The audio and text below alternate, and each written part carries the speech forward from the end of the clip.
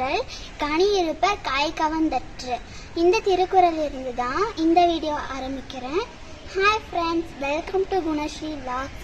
என்ன வீடியோ இன்னைக்கு பார்க்க போகிறோன்னா வெஜிடபிள் பிரியாணி எப்படி பண்ணுறதுன்னு பார்க்க போகிறோம். வாங்க பார்க்கலாம்.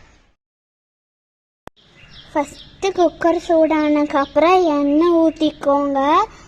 எண்ணெய் லைட்டாக சூடானதுக்கப்புறம் பட்டை, கிராம்பு, ஏலக்காய், சோம்பு இதெல்லாமே போட்டதுக்கப்புறம் வெங்காயம் போட்டுக்கோங்க.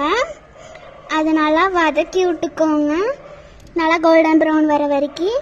அப்புறமா தக்காளி போட்டுக்கோங்க, தக்காளியை நல்லா வதக்கி விடுங்க. அப்புறம் இஞ்சி பூண்டு பேஸ்ட்டு போட்டுக்கோங்க.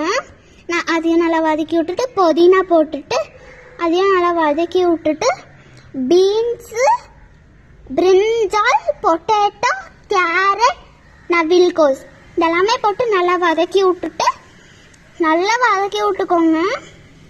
நல்லா வதக்கி விட்டக்கப்புறமா சோயா போட்டுக்கோங்க. அப்புறம் சில்லி பவுடர் போட்டுக்கோங்க. அப்புறம் கொஞ்சமாக தனியா பொடி போட்டுக்கோங்க. அப்புறமா கரம் மசாலா போட்டுக்கோங்க. அப்புறம் பிரியாணி பவுடர் போட்டுக்கோங்க.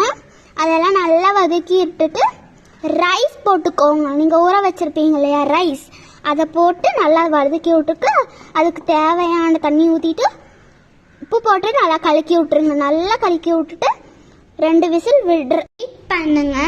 அப்புறமா பிரியாணி ரெடி ஆனதுக்கப்புறம் நான் தயிர் பச்சடியோட சாப்பிட்டு பார்த்தேன்.